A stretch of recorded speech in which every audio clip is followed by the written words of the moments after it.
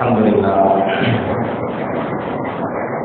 نحمده ونستعينه ونستغفره ونؤمن به ونتوكل عليه ونعوذ بالله من شرور انفسنا ومن سيئات اعمالنا من يهده الله فلا مضل له ومن يضلل فلا هادي له واشهد ان لا اله الا الله وحده لا شريك له واشهد ان سيدنا مولانا محمدا عبده ورسوله اما بعد فقد قال الله تعالى في القران العظيم وفي القران المجيد بعد اعوذ بالله من الشيطان الرجيم بفضل بسم الله الرحمن الرحيم ويؤثرون على انفسهم ولو كان بهم خصاصه صدق الله العلي العظيم وقال نبينا محمد صلى الله عليه وسلم الدين النصيحة صدق رسول الله صلى الله عليه وسلم எல்லாம் வல்ல அல்லாஹ்வின் ரஹ்மத்தும்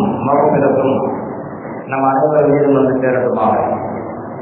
நாம் வாழும் காலமெல்லாம் அல்லாஹ்வுக்கும் அல்லாஹ்வுடைய தூதருக்கும் முழுமையாக கட்டுப்பட்டு வாழ வேண்டும், ஈமானோடும் இறை அச்சத்தோடும் வாழ வேண்டும் என்று ஆரம்பமாக எனக்கும் உங்களுக்கும் வசியத்து செய்கிறேன்.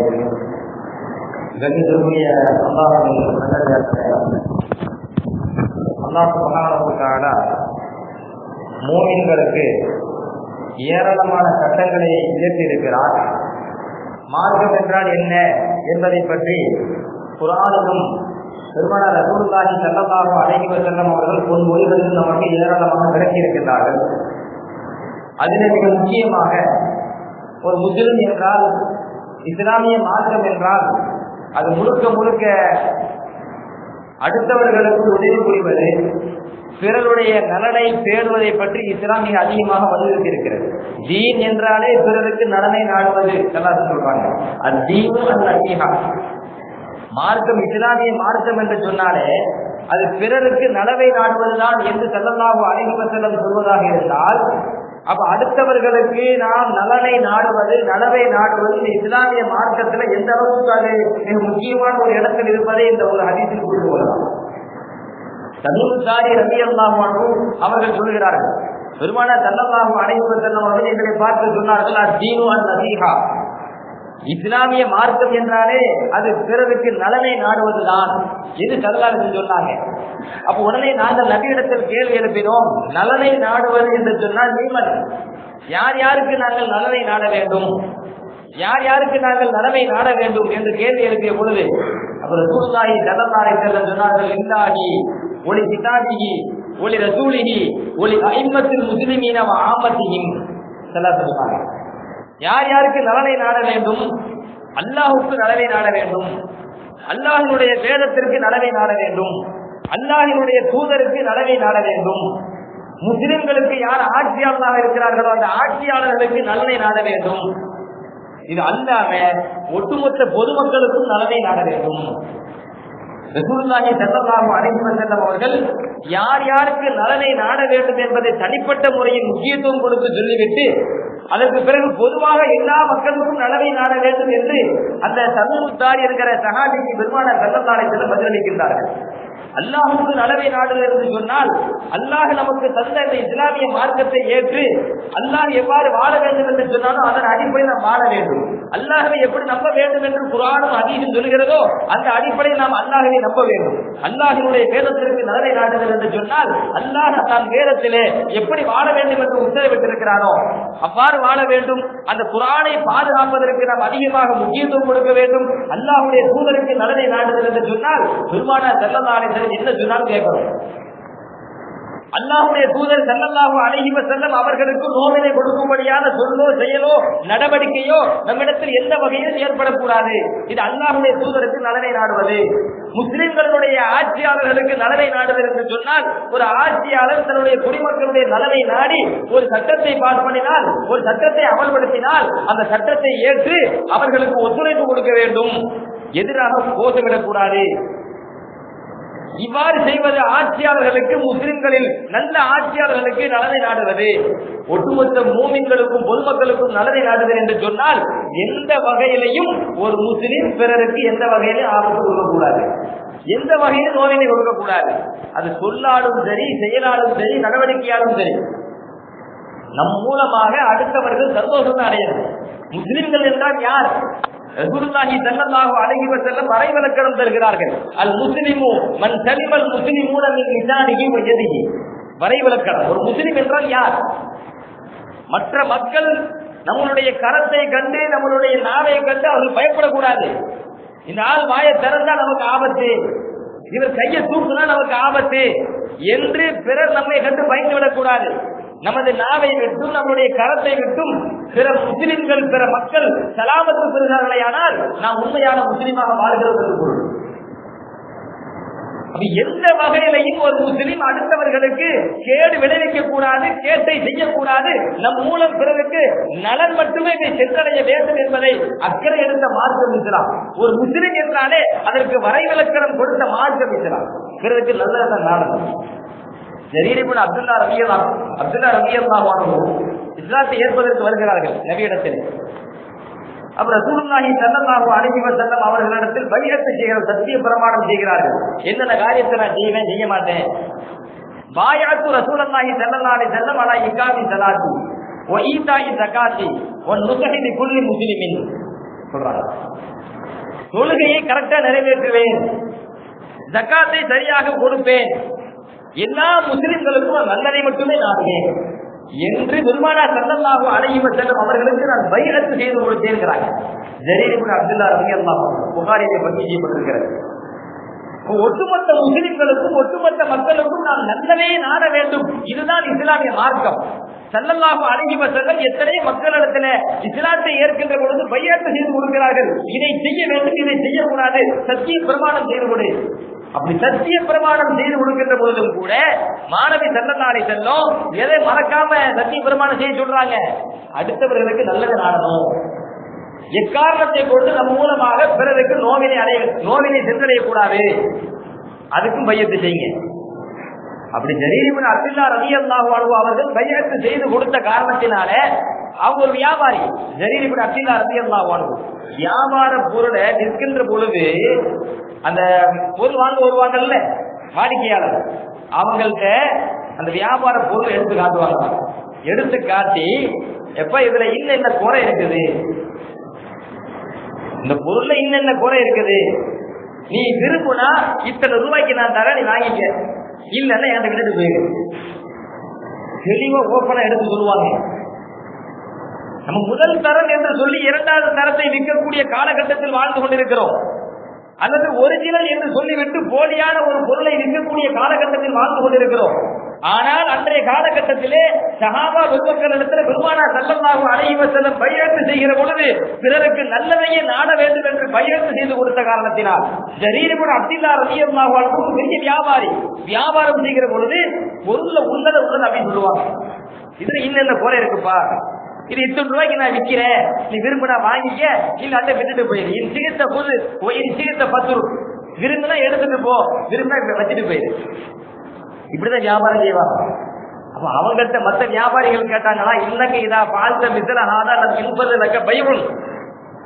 ஜரீர் அவர்களே, நீங்க இந்த மாதிரி வியாபாரம் செஞ்சீங்க அப்படின்னு சொன்னா ஒரு நாள் உங்க பொருளை விற்கவே முடியாது. உங்க பொருளை விற்க முடியாது. நீங்க விரும்பின அதிகமான ரேட்டுகளை விற்க முடியாது. 100 ரூபாய்க்கு விற்கலாம்ங்கிற இடத்துல நீங்க 50 ரூபாய்க்கு விற்க முடியும். கம்மியான லாபம் தான் கிடைக்கும். பெரிய லெவல்ல பெரிய அளவுக்கு லாபத்தை வச்சு விற்க முடியாத என்று கேள்வி எழுப்பப்பட்ட பொழுது சொன்னாங்கன்னா, அதிக லாபம் எங்களுக்கு தேவையில்லை, அடுத்தால ஏமாற்றம் இருந்தாரு போதும். என் மூலம் பிறர் ஏமாற்றப்படக்கூடாது, என் மூலம் அடுத்தவர்களுக்கு நோவினை வரக்கூடாது. பெருசா காசை கொடுத்துட்டு வீட்டுக்கு போய் அந்த பொருள் அந்த குறையை அவர் கண்டறிகிற பொழுது பாத்தியா அவன் ஏமாத்திட்டான் பாரு, வீட்டுல வருத்தப்படுவார், மனதுக்குள் வருத்தப்படுவார். நாளை நம்மை பார்க்கும் பொழுதெல்லாம் என்னை ஏமாற்றியவன் என்கிற அந்த ஒற்றை வரிதான் உள்ளத்தில் ஆழமா பதிஞ்சிருக்கு. அதனாலதான் ஜரீர் இப்னு அப்துல்லா ரலியல்லாஹு சொல்கிறார்கள், இன்னா பாயஅனா ரசூலுல்லாஹி ஸல்லல்லாஹு அலைஹி வஸல்லம் அலா நுஸஹி லிகுல்லி முஸ்லிமின்.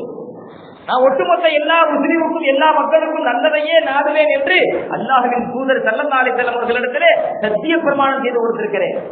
சத்தியம் செஞ்சு கொடுத்துட்டு சத்தியத்தை மீற முடியுமா? அதனால எக்காரணத்தை கொண்டு யாருக்கும் நோயை கொடுக்க மாட்டேன். எனக்கு என்ன கிடைக்கும் விரும்புறேனோ அது அடுத்தவருக்கு கிடைக்கும் விரும்புறது நல்லதை நாடுறது. எனக்கு நோய் வரும் நான் விரும்ப மாட்டேன், நான் ஏமாந்து போகணும் விரும்ப மாட்டேன், நான் மோசடி பேர் வழியாக ஆக வேண்டும் என்று விரும்ப மாட்டேன். அடுத்தவர்களும் அந்த மாதிரி ஆயிடக்கூடாது, நம் மூலமாக பிறர் பாதிக்கப்பட்டு விடக் கூடாது என்கிற அக்கறை எடுப்பதுதான் இஸ்லாமிய மார்க்கம். வாசிலா இப்னு அஸ்கா ரலியல்லாஹு அன்ஹு அவர்கள் ஒரு சந்தையில நிக்கிறாங்க, கடை வீதியில. ஒரு ஆள் ஒட்டகம் வாங்குறாரு, வியாபாரி ஒட்டகத்தை கொடுக்கிறாரு.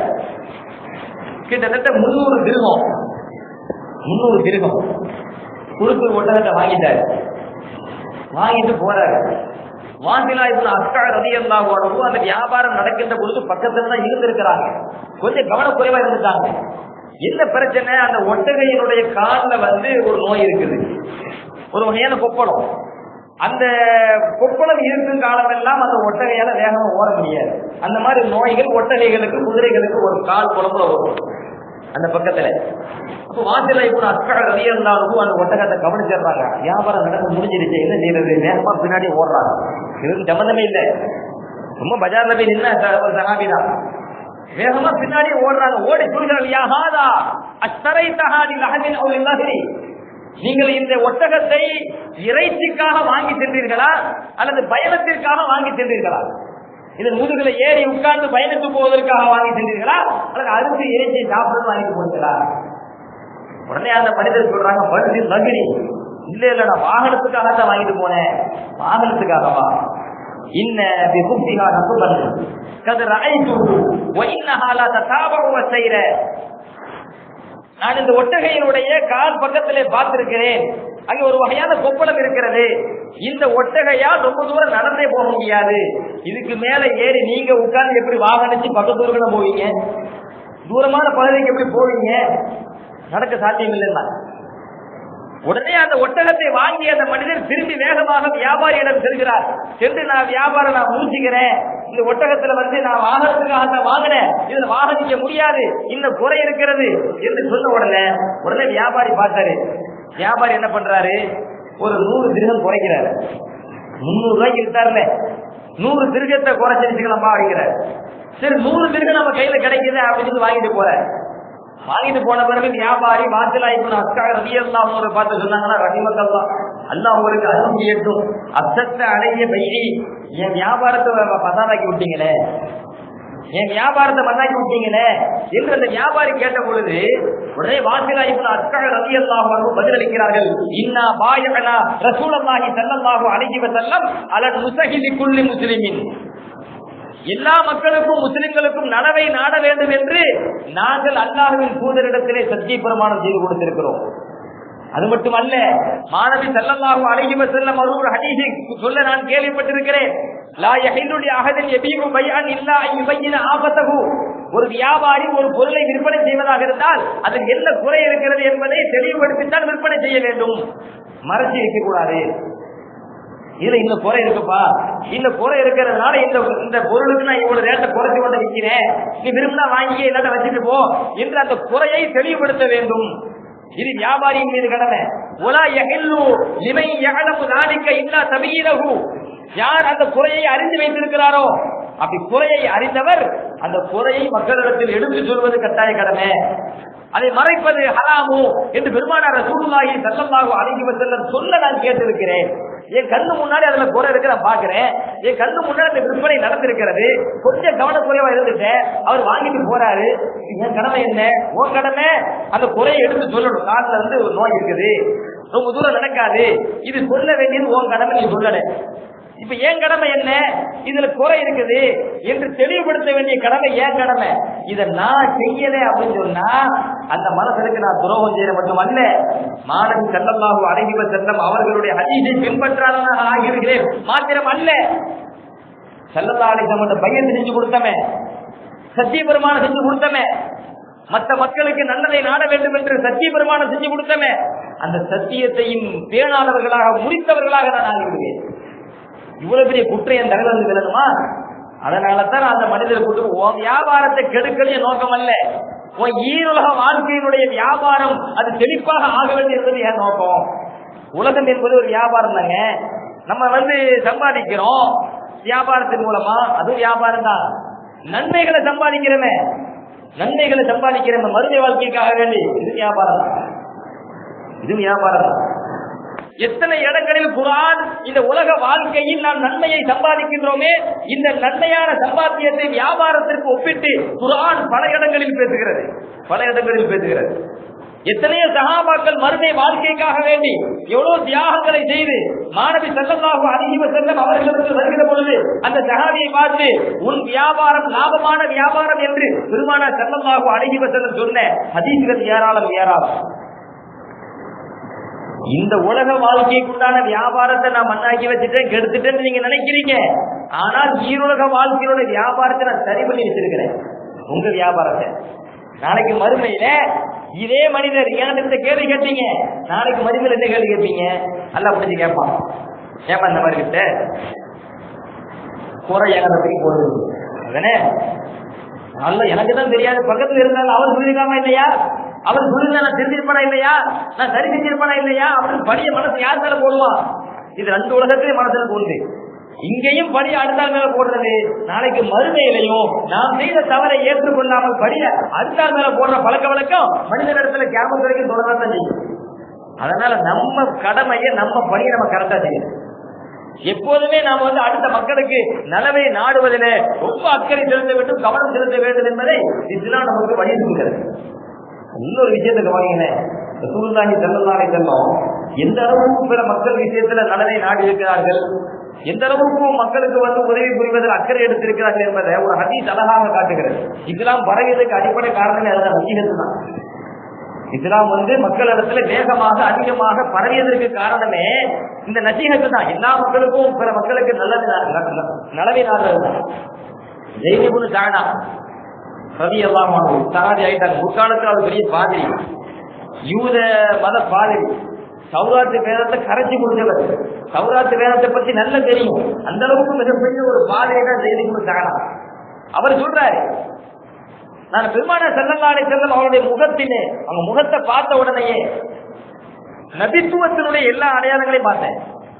ஏன்னா தௌராத் வேதத்தில் அவரு சொல்லப்பட்டிருக்கு. ஸல்லல்லாஹு அலைஹி வஸல்லம் அவங்கள பார்க்காதவங்க தௌராத்துல நபியினுடைய அடையாளத்தை சொல்லப்பட்டிருக்கும் பாருங்க, அதை படிச்சுட்டு நபியை பார்த்துட்டா அவங்களுக்கு சந்தேகமே வராது, இவங்க தான் நபின்னு நினைக்கிடுவாங்க. அந்த அளவுக்கு தெல்ல தெளிவாக அல்லாஹ் தஆலா முன்காலத்தில் உள்ள வழங்கப்பட்ட அந்த வேதங்களிலே பெருமானார் ஸல்லல்லாஹு அலைஹி வஸல்லம் அவர்களுடைய அங்க அடையாளங்களை, அவருடைய பண்புகளை, அவருடைய குணங்களை, நலன்களை அனைத்தையும் பதிவு செய்திருக்கிறார். எனவே ஸைத் இப்னு ஸஅதா ரலியல்லாஹு அன்ஹு சொல்கிறார்கள், நான் நபி ஸல்லல்லாஹு அலைஹி வஸல்லம் முகத்துல நபித்துவத்தினுடைய நுபுவத்தினுடைய எல்லா அடையாளங்களையும் பார்த்தேன். நான் ரெண்டு விஷயத்தை முகத்தை பார்த்து கண்டுபிடிக்க முடியல, எல்லாத்தையுமே முகத்தை பார்த்து கண்டுபிடிக்க கஷ்டம் தான். ரெண்டு விஷயத்தை கண்டுபிடிக்க முடியல. அதுல ஒண்ணு என்ன அவங்க சொல்றாங்க, பெருமானார் ஸல்லல்லாஹு அலைஹி வஸல்லம் அவர்களிடத்துல யாராவது முட்டாள்தனமாக நடந்து விட்டால் மாணவி ஸல்லல்லாஹு அலைஹி வஸல்லம் அவர்களிடத்துல சகிப்பு தன்மை முந்திக் கொள்ளும். ஒரு முட்டாள்தனமா நடந்து கொண்டார், நபி இடத்துல சகிப்பு தன்மை கொள்ளும். ஒலா யஸீதுஹு சித்தத்துல் ஜஹலி இல்லா ஹில்மா. இரண்டாவது அடையாளம் என்ன கேட்டீங்கன்னா, சாதாரண முட்டாள்தனமா நடந்தாலே நபிக்கு எது முந்தும்? சகிப்பு தன்மை முந்தும். அந்த முட்டாள்தனம் கடுமையாகின்ற பொழுது, நபியிடத்தில் யாராவது முட்டாள்தனத்தை, கடுமையான முட்டாள்தனத்தை வெளிப்படுத்தும் போது பெருமானார் ஸல்லல்லாஹு அலைஹி வஸல்லம் அவர்களுக்கு சகிப்பு தன்மை அதிகரித்துக் கொண்டே இருக்கும். ரெண்டு அடையாளம். ஒன்று நபிக்கு சகிப்பு தன்மை முந்தும், ரெண்டாவது முட்டாள்தனமா அதிகமா நடக்க நடக்க நடக்க நபிக்கு சகிப்பு தன்மை கூடிக்கிட்டே போகும். இந்த ரெண்டையும் முகத்தை பார்த்து என்னால கண்டுபிடிக்க முடியல. நம்மளே சொல்லுவோம், யாராவது நம்மள்கிட்ட கோபம் ஊட்டுற மாதிரி பேச, முட்டாள்தனமா பேசாத, முட்டாள்தனமா நடக்காத. நம்மளை கோபம் ஊட்டுற மாதிரி பேசும்போது நமக்கு கோபம் கூடும். கோபம் கூடி கோபத்தினுடைய விளைவாக முட்டாள்தனமா பேசாத பாட்டு அவங்க பாட்டு திட்டுவோம், கோபப்படுவோம். அந்த கோபம் பயங்கரமா கூட ஆகலாம், வார்த்தை வித்தியாசமா கூட வரலாம். அந்த நபிக்கு அப்படி நடக்காது. ரசூலுல்லாஹி ஸல்லல்லாஹு அலைஹி வஸல்லம் சகிப்பு தன்மை கூடிக்கிட்டே இருக்கு. அவர் பார்க்கிறார் ஸைத் இப்னு ஸஅதா அவர்கள் இந்த இரண்டு அடையாளங்களை நபியோட முகத்தை பார்த்து கண்டுபிடிக்க முடியாது. அது என்ன பண்றது? நபியை நெருங்கணும், நபிட்ட ஒரு பழக்கத்தை ஏற்படுத்தணும். பழக்கத்தை ஏற்படுத்தி அவங்கள்ட்ட இந்த இரண்டு குணங்களை கண்டறிவதற்கு நம்ம முயற்சி எடுக்கணும். என்ன பண்றது? ஸைத் இப்னு ஸஅதா முயற்சி பண்றாரு. எப்படியாவது நபியை நெருங்கிடலாமான்னு வராரு. ஒருக்க நபியை சந்திக்கிறதுக்கு தூரமா நிற்கும் போது ரசூலுல்லாஹி ஸல்லல்லாஹு அலைஹி வஸல்லம் வீட்டை விட்டு வெளியே வராங்க. கூட அணிவடிகள் தான் வராங்க. அப்படி ரெண்டு பேரும் வந்து கொண்டிருக்கின்ற பொழுது ஒரு மனிதர் குதிரையில வராரு, வேகமா வராரு. ஸைத் இப்னு சஅதா சொல்றாங்க, நான் தூரமா இருந்து பாக்குறேன். தூரத்துல இருந்து ஒரு ஆள் குதிரையில வராரு. அவர் குதிரையில வரும்போதே எனக்கு தெரியுது, அவர் ஒரு கிராமவாசி மாதிரியே தெரியுது. வந்து நபி பக்கத்துல வந்து நிக்கிறார். நிக்கும் போது நான் கொஞ்சம் தூரத்துல நின்று அங்க என்ன உரையாடல் நடக்கிறது என்பதை கேட்டு புரியுற அளவுக்கு நான் தூரத்துல நின்று கொண்டு நான் அதை நோட்டமிட்டேன். அப்ப அந்த மனிதர் வந்து சொன்னாரு, யார சூழல்லாம், அல்லாஹ்வின் தூதரே, பக்கத்துல ஒரு கிராமம் இருக்கிறது, அங்குள்ள மக்கள் எல்லாம் இஸ்லாமி, அவர்கள் இஸ்லாத்தை ஏற்று இஸ்லாத்துக்குள் வந்து விட்டார்கள். இஸ்லாத்துக்குள்ள வந்தாங்களே, எந்த அடிப்படையில் வந்தாங்க? ரொம்ப பஞ்சத்துல இருந்தாங்க, கஷ்டத்துல இருந்தாங்க. நான் அவர்களிடத்துல நீங்க இஸ்லாத்தை ஏற்றுக்கொள்ளுங்கள், ஏக இறைவனை ஏற்றுக்கொள்ளுங்கள், அல்லாஹை மாத்திரம் வணங்குங்கள், இந்த தூய மார்க்கத்தை ஏற்றுக்கொண்டால் அல்லாஹ் உங்களுக்கு விசாலமான வாழ்க்கையை தருவான், இந்த கஷ்டத்தை போக்கிடுவான் என்று நான் எடுத்து சொன்னேன். அவங்க அதை நம்பி இஸ்லாத்துக்குள்ள வந்துட்டாங்க. ஆனா இஸ்லாத்துக்குள்ள வந்த பிறகு அசாபத்துக்கும் சனத்துக்கும் சித்தத்துக்கும் வைத்தி, ஆனா வளமையை விட அதிகமா அவங்களுக்கு பஞ்சகாலம் வந்து போச்சு, வளமையை விட அதிகமா அவங்களுக்கு கஷ்டகாலம் வந்து போச்சு, வளமையை விட அதிகமாக அவங்களுக்கு வந்து மழை பெய்யறது இல்லை, மழை பெய்யாம நிறைய பஞ்ச தலை விரிச்சி ஆகுது. இப்ப எனக்கு என்ன கவலை அப்படின்னு சொன்னா, அந்த சாதி சொல்றாங்க,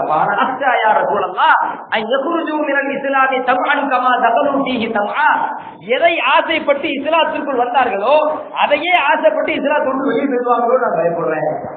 எதை ஆசைப்பட்டு இஸ்லாத்துக்குள்ள வந்தாங்க? செல்வ செழிப்பான வாழ்க்கை வரணும் ஒரு ஆசை, உள்ள வந்துட்டாங்க, உள்ளையும் பஞ்சம். இப்ப மறுபடியும் செல்வ செழிப்பு வரணும் அப்படின்னு சொல்லி இஸ்லாத்துக்குள் வெளியே போயிட்டாங்க. எனக்கு பயமா இருக்குது. அல்லாஹ்வின் தூதர் அவர்களே,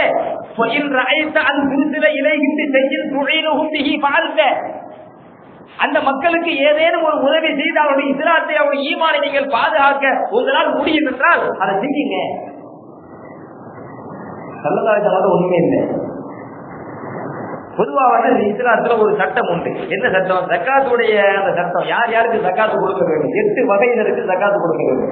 இன்னம சதகாத்துல் ஃபுகராஇ வல் மசாகீனி வல் ஆமிலீன அலைஹா வல் முஅல்லஃபத்தி குலூபுஹும் வ ஃபிர் ரிகாபி வல் காரிமீன வ ஃபீ சபீலில்லாஹி வ மன் தஸ்பீஹ்.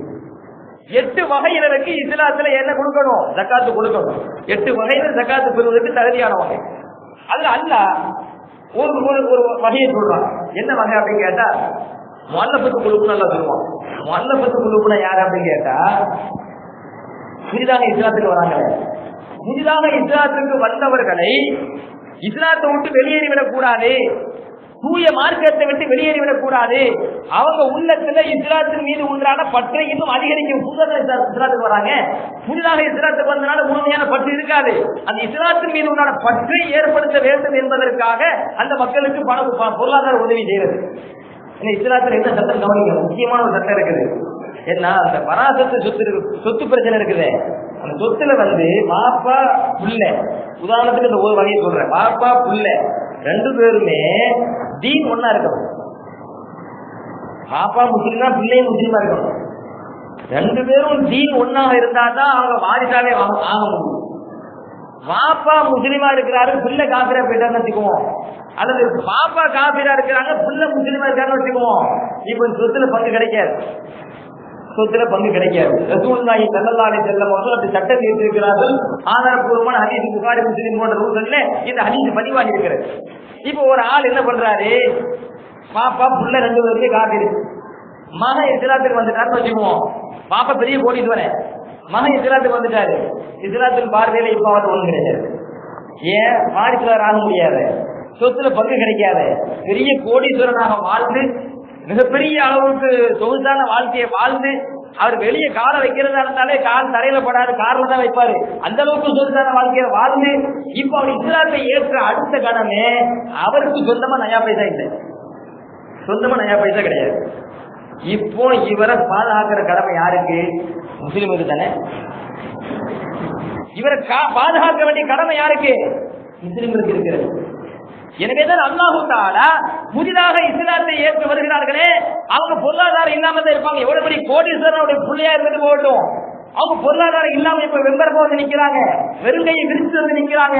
அந்த மக்களுடைய வாழ்வாதாரத்தை பாதுகாக்க, அது வாழ்வாதாரத்தை மட்டுமல்ல அவர்களுடைய மார்க்கத்தை, இஸ்லாத்தை, தூய மார்க்கத்தை பாதுகாத்து ஈருலக வாழ்க்கையை பாதுகாக்க வேண்டிய அந்த கடமையும் பொறுப்பும் யாருக்கு இருக்கிறது? முஸ்லிம்களாகிய நமக்கு தான் இருக்கிறது. முஸ்லிம்களாக வாழக்கூடிய அந்த பணக்காரர்களுக்கு தான் அந்த கடமை இருக்கிறது என்கிற அடிப்படையில அல்லாஹ் தஆலா 8 வகைக்கு ஜகாத் கொடுக்கணும்னு சொன்னானே, அதுல யாரையும் சேர்த்துட்டான்? புதிதாக இஸ்லாம் சேர்த்தாங்க பாருங்க. அவங்க உள்ளத்துல இஸ்லாத்தை பற்றி ஏற்படுத்த வேண்டும் என்பதற்காகவே சேர்த்தான். இஸ்லாத்தை அவர்களை பாதுகாக்க வேண்டும் என்பதற்காகவே சேர்த்தான். இப்ப விஷயத்துக்கு வருவோம்.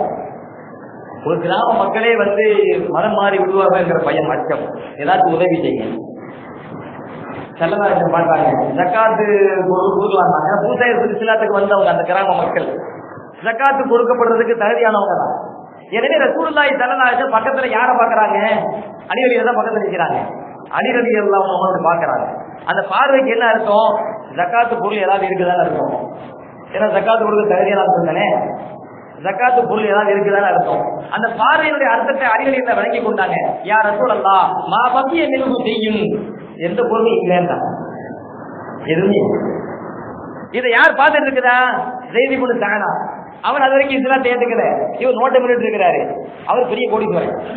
இந்த வாய்ப்பை பயன்படுத்தி பெருமானார் ஸல்லல்லாஹு அலைஹி வஸல்லம் பக்கத்துல நான் வந்தேங்கிறாங்க. அப்ப தனவுக்கு இலைகி நபிக்கு பக்கத்தில் வந்தேன். யா முஹம்மது அவர்களே, அல்லக்க அன் தபிஅனி தம்ரன் மஅலூமன் ஃபி ஹாயிபி பனி ஃபுலான் இலா அஜ்லி கதா வ கதா. உங்களுக்கு பொருள் தேவை, உங்களுக்கு பொருள் தேவை. என்கிட்ட பொருள் இருக்குது. நம்ம ஒரு வியாபாரம் வச்சுக்குவோம். என்ன வியாபாரம்? இந்த மனிதர் ஒரு பேரை குறிப்பிடுறாரு. இந்த மனிதருடைய தோட்டத்தை, அந்த தோட்டத்தில் உள்ள பழங்களை நீங்க எனக்கு இவ்வளவு அளவு விற்கணும். ஒரு அளவு சொல்றாரு. நம்ம 10 கிலோ 20 கிலோ இருக்குவேன், ஒரு அளவு சொல்றாரு. இத்தனை கிலோ எனக்கு நீங்க விற்கணும், இத்தனை காலத்துல இந்த கால வரத்துக்குள்ள எனக்கு தந்துடணும், நான் இப்ப பணத்தை தந்துடுறேன். இது வியாபாரத்துக்கு இஸ்லாமிய பார்வையில பைபிள் தரம்பாங்க. பைபிள் தரஞ்சுன்னா தவணை வியாபாரம். முன்னாடியே பணத்தை கொடுத்துறது, பொருளை காலம் பேசி பிறகு வாங்கிக்கிறது. இது தவணை வியாபாரம். அரபியில இஸ்லாத்துல பைபிள் தலம் அப்படிம்பாங்க. இப்ப ரசூலுல்லாஹி ஸல்லல்லாஹு அலைஹி வஸல்லம் அவங்க சொல்றாங்க, இன்னாருடைய தோட்டத்தினுடைய பழத்தை தான் தரணும்னு நீங்க கைது நிபந்தனை போடக்கூடாது. பழம் பேரிச்சம்பழம் வேணும்னு சொல்லுங்க. அது என்ன இன்னாருடைய தோட்டத்தில் உள்ள பேரிச்சம்பழம் அப்படின்னா நிபந்தனை போடக்கூடாது. பொது வியாபாரத்தை அப்படி செய்யக்கூடாது. இன்னாருடைய விவசாய நிலத்திலிருந்து வந்த அரிசியத்தை எனக்கு தரணும். எந்த அரிசியம் நமக்கு என்ன? இன்னாருடைய விவசாய நிலத்துல விளைச்சலாக வந்த அந்த கோதுமையை எனக்கு தரணும் கேட்க கூடாது. வியாபாரத்துல எனக்கு 100 கிலோ கோதுமையை தான் கேட்கலாம், அப்படி கேட்கலாமே தவிர இந்த மனிதனுடைய விளைச்சல் நிலத்துல வந்த அந்த கோதுமையை, அந்த அரிசியை, அந்த பழங்களை எனக்கு தாண்டி கேட்க கூடாது. இப்ப செல்லாத தடுக்கிறாங்க. இப்படி எல்லாம் பெயர் குறிப்பிடக்கூடாது. உனக்கு எவ்வளவு பழம் வேணும் அதை சொல்லு, பழத்தை சொல்லு. நீ எவ்வளவு காலம் சொல்றிய அந்த காலத்தை சொல்லு. அந்த காலத்துல நான் பழத்தை தரேன், இப்ப பணத்தை தரேன். உடனே ஸைத் இப்னு ஸஅனா சொல்றாங்க, சரி நான் இந்த வியாபாரத்தை ஒத்து கொடுக்கிறேன் அப்படின்னு சொல்லிட்டு உடனே என்னுடைய சுருக்கு பையனை அதிர்த்து அது உள்ளக்க 80 மிஸ்கால் தங்க காசுகளை நான் எடுத்து நபி ஸல்லல்லாஹு அலைஹி வஸல்லம் ஒப்படைச்சேன். முன் பணம் கொடுத்தாச்சு. அப்போ சில காலங்களுக்கு தவணை கொடுக்கப்பட்டிருக்கு. அந்த காலத்துல அந்த முடியும் போது யாரு பணம் கொடுக்கணும்? செல்லதாரிசனம் பணத்தை கொடுக்கணும். பணத்தை வாங்கிட்டாங்க. சரி, இப்போ அந்த ஸைத் இப்னு ஸஅனாக்கு வேலை முடிஞ்சு போச்சு. வேலை முடிஞ்சது திரும்பி போயிட்டாங்க. இப்ப ரசூலுல்லாஹி ஸல்லல்லாஹு அலைஹி வஸல்லம் வந்த உதவி கேட்டு வந்தார்ல, அந்த மனிதரிடத்துல அந்த 80 மிஸ்கால் தங்க பணத்தையும் அப்படி கொடுத்துட்டாங்க. இந்த பிடிப்பான ஒரு சந்தி காசு எடுக்கல தனக்காக. அப்படியே 80 மிஸ்கால் தங்க காசுகளை மாணவி ஸல்லல்லாஹு அலைஹி வஸல்லம் உதவி கேட்டு வந்த அந்த மனிதரிடத்தில் கொடுத்து எழில் அலைஹிம் வஅய்துஹும் பிஹா, இந்த பணத்தை அந்த மக்களிடத்துல நீதமாக பங்கிட்டு கொடுக்க வேண்டும்.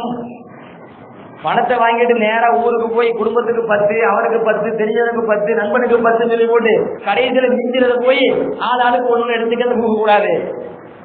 எப்படி கொடுக்கணும்? நீதமா பங்கு வைக்கணும். இந்த பணத்தை மூலமாக அந்த கஷ்டப்படுகிற அந்த மக்களுக்கு நீ உதவி செய்ய வேண்டும். ரசூலுல்லாஹி ஸல்லல்லாஹு அலைஹி வஸல்லம் நபி ஸல்லல்லாஹு அலைஹி வஸல்லம் ஒரு கஷ்டப்படுகிற பஞ்சத்தில் வாடுகிற அந்த மக்களுக்காக உதவி தேடுகிற, உதவியை தேட தேவைப்படுகிற அந்த மக்களுக்காக வேண்டி தனிப்பட்ட முறையில் வியாபாரம் செய்து அதன் மூலமாக கிடைத்த பணத்தை யாருக்கு கொடுக்கறாங்க? மனைவி மக்களுக்கு கொடுக்கல. 80 மிஸ்கால் பணம் வருது வியாபாரத்தின் அடிப்படையில் தானே. அந்த வியாபாரத்தின் மூலமா கிடைத்த அந்த பணத்தை தான் மனைவி மக்களுக்கு கொடுத்தாங்களா? தான் நண்பர்களுக்கு கொடுத்தாங்களா? தன்னோட உறவுகளுக்கு கொடுத்தாங்களா? இல்ல, கஷ்டப்படுகிற மக்களுடைய நலனை நாடி மாணவி ரசூலுல்லாஹி ஸல்லல்லாஹு அலைஹி வஸல்லம் அப்படியே வாங்கி அப்படியே கையில கொடுத்து நீதமா நடந்துக்கப்பா, இதை வச்சு அவங்க உதவி செய்யுங்க என்று சல்லாத கொடுத்து விட்டாங்க. பிறர் நலனை பேணுவதற்கு பெருமானார் ஸல்லல்லாஹு அலைஹி வஸல்லம் எந்த அளவுக்கு அக்கறை எடுத்திருக்கிறார்கள், முக்கியத்துவம் கொடுத்திருக்கிறார்கள். ஹதீஸ் நமக்கு சொல்கிறது. அடுத்த விஷயத்துக்கு வருவோம். ஜெய்து இப்னு ஜஹனா சொல்றாங்க, ஒரு கால தவணை கொடுத்தாங்களே, இத்தனை நாள் வந்துச்சு அப்படின்னு சொன்னா நான் உனக்கு பணத்தை தருவேன். அந்த கால தவணை முடிவடைவதற்கு 2 நாள் அல்லது 3 நாளைக்கு முன்னாடியே நான் நபிட்ட வந்துட்டேன். காலம் முடியல, தவணை முடியல, தவணை முடியறதுக்கு 2 நாள் 3 நாளைக்கு முன்னாடியே நான் நபிட்ட வரேன். அப்ப ரசூலுல்லாஹி ஸல்லல்லாஹு அலைஹி வஸல்லம் அவருடைய ஒரு தோழர் அன்சாரி தோழர் இறந்து போயிட்டாங்க. ஜனாசா தொழுகை நடத்திட்டு கவலையோடு அவங்க வெளியே வராங்க. வெளியே வந்து ஒரு சுவற்றின் பக்கத்துல அப்படி கீழே உட்கார்ந்து இருக்கிறாங்க. எப்படி உட்கார்ந்துருப்பாங்க? சந்தோஷமாமா, எவ்வளவு மன வேதனை. அந்த வேதனையோடு அந்த சுவத்துல சாஞ்சி அது கவலையா உட்கார்ந்து இருக்கும் போது அவங்க பக்கத்துல உமர் இப்னு கத்தாப் ரலியல்லாஹு இருக்கிறாங்க, அவங்க பக்கத்துல அபூபக்கர் சித்திக் ரலியல்லாஹு இருக்கிறாங்க, அவங்க பக்கத்துல உஸ்மான் இப்னு அஃபான் ரலியல்லாஹு இருக்கிறாங்க. இத்தனை தோழர்கள் நபிக்கு பக்கத்துல ஆறுதலா நின்று கொண்டிருக்கும் போது நான் அப்போ நபி பக்கத்துல வந்தேன் சொல்றாரு. அகது பி மஜாமிஇ கமீதிஹி, பெருமானார் ஸல்லல்லாஹு அலைஹி வஸல்லம் சட்டை மொத்தமா பிடிச்சேன். மொத்தமாக இறுக்கி பிடித்து மாணவி ரசூலுல்லாஹி ஸல்லல்லாஹு அலைஹி வஸல்லம் அவர்களுடைய முகத்தை கடுமையான முகத்தோடு கோபமான முகத்தோடு நான் பார்க்கிறேன். முறைச்சுக்கிட்டே பார்க்கிறேன் நபியை, முறைத்துக் கொண்டே நபியை பார்த்து, அதா சக்தியா முஹம்மது ஹக்கி, முஹம்மதே எனக்கு சேர வேண்டிய என் தொகையை, என் பணத்தை நேரத்தில் தரமாட்டீர்களா? அலித்துக்கும் பணி அப்துல் முத்தலிம் உள்ள முத்தில்லுன், அல்லாஹ் மீது சத்தியமாக அப்துல் முத்தலிமுடைய குடும்பமே லேற்படுத்துற குடும்பம் நான் விளங்கிக்கிட்டேன். எதையுமே தாமதப்படுத்திதான் தருவாங்க என்பதை விளங்கிக்கிட்டேன். சொன்ன நாள்ல கரெக்டா காரியத்தை செய்ய மாட்டாங்க நான் விளங்கிக்கிட்டேன். எப்படி விளங்கிக்கிட்டேன்? யாரோ சொல்லி அல்ல, அனுபவபூர்வமாக நேரடியாக உங்களிடத்தில் நான் பற்றி விளங்கி கொண்டேன் என்று நான் பெருமானார் ஸல்லல்லாஹு அலைஹி வஸல்லம் பார்த்து சொன்னேன். முட்டாள்தனமா நடக்குவோமே, ரொம்ப மோசமா நடக்குவோமே, ரொம்ப முட்டாள்தனமா மோசமா நடப்போம். நபி முகத்தை இப்ப நான் பார்க்கணும். இந்த நேரத்துல நபியினுடைய முகத்துல கோபம் வருதா இல்லையா, சாந்தம் வருதா இல்லையா, சகிப்புத்தன்மை வந்துச்சு அப்படின்னு சொன்னா அந்த சகிப்புத்தன்மை அப்படியே இருக்குதா அல்லது கூடுதா குறையுதா, ரெண்டையும் பார்க்கணுமா இல்லையா? நான் பார்த்த நபியோட முகத்தை அமைதியா இருந்தாங்க. அப்படியே பக்கத்துல மெதுவா உமரை பார்த்தேன். உன் நம்பர் சுயிலா உமரதியர் நான் உங்களை கண்டேன். ஓ இதன் ஆயினாகு ததுரானி வஜிகி கல் பலக்கல் முஸ்ததீரி, வட்டமான கோள்கள் எப்படி சுத்தி கொண்டிருக்குமோ அதே போல கண்கள் சுத்தி கொண்டிருந்தன. கோப பார்வை கண்ணு செவந்து இருக்குது. கண்ணாலே என்ன பார்த்து அப்படி கொண்டு வர பயந்த ரொம்ப ரமானி பசரிகி முறைச்சு பார்த்த பார்வையில நான் பயந்து போயிட்டேன். பயந்தது மட்டுமல்ல, என்னை பார்த்து சொன்னார் அதுவல்லா இறை விரோதியே அத்தகூலு நீ ரசூலுல்லாஹி ஸல்லல்லாஹு அலைஹி வஸல்லம் அத்மஉ வ தஸ்லஉ பிஹி மாலா, என்னென்ன பேசுறியோ நபிகிட்ட பேசுறியோ நான் இந்த மாதிரி கேட்க கூடாது, நான் எதையெல்லாம் கேட்க விரும்ப மாட்டேனோ அந்த மாதிரி வார்த்தையை நபியை பார்த்து பேசுகிறாயே, சட்டையை பிடிச்சிக்கிறியே, சட்டையை இறுக்கி பிடித்துக் கொண்டு பெருமானார் இடத்துல கடுமையாக நடந்து கொள்கிறாயே, இப்படி நடக்கலாமா? இப்படி நடப்பதை நான் விரும்ப மாட்டேனே என் தூதரிடத்துல, என் கண்ணு முன்னாடி இப்படி நடக்கிறிய சொல்றாங்க. உமர் இப்னு கத்தாப் ரலியல்லாஹு பொறுத்து எழுந்து சொன்னார்கள், அல்லாஹ் மீது சத்தியமிட்டு சொல்கிறேன், என் தூதர் அல்லாஹின் தூதர் பெருமானார் ஸல்லல்லாஹு அலைஹி வஸல்லம் அவர்களை சத்திய மார்க்கத்தை கொண்டு அனுப்பிய அந்த அல்லாஹ் மீது சத்தியமிட்டு சொல்கிறேன், லௌலா உஹாதிரு ஃபௌதஹு லரப்து பி ஸைஃபி, நான் மட்டும் இப்ப வந்து உன் தலைய வெட்டி கொன்னுட்டேன்னு வச்சுங்க, பெருமானார் ஸல்லல்லாஹு அலைஹி வஸல்லம் உனக்கு தர வேண்டிய ஹக்கை, உனக்கு தர வேண்டிய அந்த பணத்தை தர முடியாமல் நீ இறந்து போயிருவ. அப்ப வரலாறுல என்ன பதிவாகும்? முகம்மது என்கிற நபி ஒரு யூதனிடத்திலே கடன் வாங்கியிருந்தார் அல்லது பொருள் வாங்கியிருந்தார், அவருக்கு சேர வேண்டியது கொடுக்கல, பதிவாகுமா இல்லையா? அந்த நான் பயப்படுறேன். அந்த ஒரு நிலையை மட்டும் நான் பயப்படவில்லை என்று சொன்னால் அல்லாஹ் மீது சத்தியம் என்று சொல்கிறேன், இப்பொழுதே என் வாழ் மூலமாக ஒரு தலையை தனியா எடுத்திருப்பேன். பயங்கரமா சத்தம் போட்டு உமர் அலிலா சொன்ன உடனே செய்தி கொண்டு தானா சொல்றாங்க, நான் அப்பவும் நபி முகத்தை தான் பார்த்தேன், எனக்கு பயம் இருக்கதான் செஞ்சிச்சு, வாழ உருவாண்டு, ஆனாலும் பயந்துகிட்டே நான் நபியினுடைய முகத்தை பார்த்தேன். அப்படி பார்க்கின்ற பொழுது பெருமானார் ரசூலுல்லாஹி ஸல்லல்லாஹு அலைஹி வஸல்லம் அவருடைய முகம் அப்படி கொஞ்சம் கொஞ்சமாக அப்படி மலர்ந்த முகத்தோடு இருந்தது. சார்ந்த முகம் அப்படி மலர்ந்த முகமாக மாறுகிறது. அப்படி மாறிவிட்டு பெருமானார் ஸல்லல்லாஹு அலைஹி வஸல்லம் உமரை பார்த்து சொன்னார்கள், உமர் அவர்களே, இது எங்க ரெண்டு பேருக்கு மத்தியில் உள்ள பிரச்சனைகளோ, அவர்கிட்ட நான் பணம் வாங்கியிருக்கேன், நான் அவருக்கு சில பொருள் கொடுக்க வேண்டியிருக்குது, எங்க ரெண்டு பேரை விட்டு போட்டு அவர் மட்டும் ஏன் கண்டிக்கிற? நீ பேசுறதா இருந்தா எங்கிட்டையும் பேசணும், அவர்கிட்டையும் பேசணும். எங்கிட்ட என்ன பேசணும்? அல்லாஹ்வின் தூதர் அவர்களே, அவருக்கு கொடுக்க வேண்டிய அந்த பணத்தை கரெக்டா நாடு முடிகிறதுக்குள்ள கொடுத்துருங்க, நாளை தாமதப்படுத்திடாதீங்க எங்கிட்ட சொல்லணும். அவர்கிட்ட நீ என்ன சொல்லணும்? எப்ப பொருளை வாங்க வரும்போது இந்த மாதிரி சட்டையில பூக்க கூடாது. ஒரு தலைவர் அவங்க தூதராக நீ ஏற்றுக்கொள்ளாவிட்டாலும் நாங்க தூதரை ஏற்றிருக்கமா இல்லையா, நீ அவனை தலைவராக ஏற்றுக்கொள்ளாவிட்டாலும் நான் அவங்களை தலைவராக ஏற்றிருக்கமா இல்லையா, எங்க கண்ணு முன்னாடி இப்படி ஒரு மாமனிதரை, ஒரு புனிதரை, அல்லாஹ்வின் தூதரை நீ இப்படி அவமானப்படுத்தலாமா, அசிங்கமா பேசலாமா? பேசாதப்பா, உனக்கு என்ன தேவையோ அதை கேட்டுட்டு போ என்று அவரிடத்துல நீ பேசணும். அதை விட்டு போட்டு வாழ உருவங்கிறீங்க, தலையை வெற்றிங்கிறீங்க, அது என் கண்ணு முன்னாடியே என்று பெருமானார் ரசூலுல்லாஹி ஸல்லல்லாஹு அலைஹி வஸல்லம் உமர் ரலியல்லாஹு கண்டிச்சாங்க. உமர் ரலியல்லாஹு கண்டித்தது மட்டும் அல்லாமல் மாணவி ரசூலுல்லாஹி ஸல்லல்லாஹு அலைஹி சொன்னாங்க, இத்ஹப் பிஹி யா உமர், உமர் அவர்களே இந்த ஸைத் இப்னு ஸஅனாவை அழைத்து செல்லுங்கள், ஃபஆதிஹி ஹக்கஹு, அவருக்கு சேர வேண்டியதை கொடுத்து விடுங்கள், அதை மட்டும் கொடுக்க கூடாது, வஜிதுஹு 20 சாஅன் மின் தமரின் மக்கானமா ருககம், அவரை நீங்க பயமுறுத்துனீங்களா, நீங்க வாழ உரிமை வெட்டு வச்சுட்டு அவங்களை பயம் காட்டினீங்களா, அப்படி பயமுறுத்தியதற்காக கூடுதலாக ஒரு 20 சாழ் பேரிச்சம்பழத்தையும் சேர்த்து கொடுங்க, அவருக்கு சேர வேண்டிய தொகையும் கொடுக்கணும், 20 சாழ் எக்ஸ்ட்ராக கூடுதலாக நீங்க பயமுறுத்தியதற்காக கொடுக்க வேண்டும் என்று சொல்லி பெருமானார் ஸல்லல்லாஹு அலைஹி வஸல்லம் அனுப்பி வைத்தார்கள். ஸைத் இப்னு ஸஅனா அவர்கள்ட்ட பெருமானார் உமர் இப்னு கத்தாப் ரலியல்லாஹு அன்ஹு தொகையை கொடுத்து கொண்டு கூடுதலா 20 கொடுத்தார் சாழ். அவர் வாங்கிட்டு என்ன கூடுதலா தரீங்க, நான் பயம் காட்டினா நபி தர சொன்னாங்க.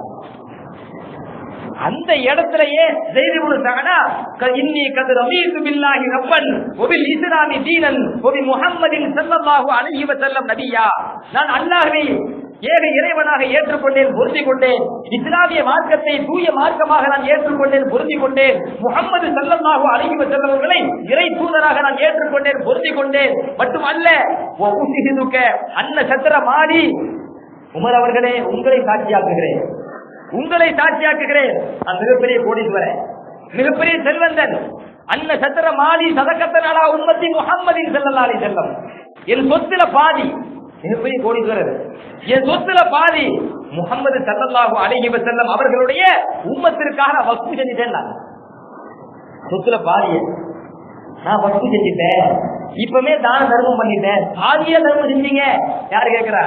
உமர் ரலியல்லாஹு, ஆமா பாதிய தர்மம் செஞ்சிட்டேன் என்று ஸைத் இப்னு ஸஅனா ரலியல்லாஹு அன்ஹு சொல்லிவிட்டு மாணவி ஸல்லல்லாஹு அலைஹி வஸல்லம் சந்தித்து அஷ்ஹது அல்லா இலாஹ இல்லல்லாஹ் வ அஷ்ஹது அன்ன முஹம்மதன் அப்துஹு வ ரசூலுஹு திரு கலிமாவை சொல்லி அங்கே இஸ்லாத்தை ஏற்றுக்கொண்டாங்க. தபரானியில இமாம் தபரானி அவர்கள் முஅஜமுல் கபீர் என்கிற நூலில் இந்த சம்பவத்தை 2 இடங்களில் பதிவு செய்கிறார். நல்லா கவனிச்சு பாருங்க. அப்ப பிறர் நலனை பேணிய காரணத்திற்காக மாணவி ரசூலுல்லாஹி ஸல்லல்லாஹு அலைஹி வஸல்லம் பிறர் நலன் பேண வேண்டும் என்று சொன்னார்கள். பிறர் நலன் பேண வேண்டும் என்று சொன்ன பெருமானார் ஸல்லல்லாஹு அலைஹி வஸல்லம் அவ்வாறு வாழ்ந்து காட்டினார்கள் மட்டுமல்ல, பிறர் நலனை பேணியதற்காக ஒரு கிராம மக்களே இஸ்லாத்தில் பாதுகாக்கப்பட்டார்கள், இஸ்லாமிய மார்க்கத்தில் பாதுகாக்கப்பட்டார்கள். பிறர் நலனை பேணிய காரணத்திற்காக ஒரு யூத மதத்தை சார்ந்த ஒரு யூத பாதிரி ஸைத் இப்னு ஸஅனா என்பவர் தூய இஸ்லாத்தை ஏற்றுக்கொண்டு தன்னையும் ஒரு முஸ்லிமாக பகிரங்கப்படுத்தினார். பகிரங்கப்படுத்தியதோடு மட்டும் அல்லாம தன்னுடைய சொத்தில பாதி சொத்தை ஏழை எளிய மக்களுக்கு, முஸ்லிம்களுக்கு நான் உதவி செய்வதற்காக நான் வக்ஃப் செய்கிறேன் என்று சொல்லி வக்ஃப் செய்தவர் என்றால் மாணவி ஸல்லல்லாஹு அலைஹி வஸல்லம் அவர்கள் அந்த பிறர் நலன், அந்த கருதிய பிறர் நலன் பேணிய அந்த ஒரே காரணத்திற்காக எவ்வளவு பெரிய மாற்றம், எவ்வளவு பெரிய மக்களுடைய இஸ்லாம் ஈமான் பாதுகாக்கப்பட்டு எத்தனை மக்களுடைய கஷ்டங்கள் துயரங்கள் அகற்றப்பட்டு அவர்களெல்லாம் சந்தோஷமாக வாழ்வதற்கு இது காரணமாக அமைந்தது. எனவேதான் பெருமானார் ரசூலுல்லாஹி ஸல்லல்லாஹு அலைஹி வஸல்லம் அவர்கள் ஒற்றை வரியில் சொல்கிறார்கள், அத்தீனு அன்-நஸீஹா, மார்க்கம் என்றாலே அது பிறர் நலம் நாடுவதுதான் என்று ஒற்றை வரியில முடிஞ்சுட்டாங்க. அல்லாஹ் சுப்ஹானஹு வ தஆலா பெருமானார் ரசூலுல்லாஹி ஸல்லல்லாஹு அலைஹி வஸல்லம் அவர்கள் எவ்வாறு வாழ வேண்டும் என்று உத்தரவிட்டார்களோ, விரும்பினார்களோ அவ்வாறு வாழக்கூடிய நல்ல நசீபையும் அல்லாஹ்வுடைய தூதரும் எந்தெந்த காரியங்களை தடுத்தார்களோ அது போன்ற காரியங்களை விட்டு விலகி நடக்கும் நற்பாக்கியத்தையும் நம் அனைவருக்கும் தந்து அருள்வானாக. அல்ஹம்துலில்லாஹி ரப்பில் ஆலமீன்.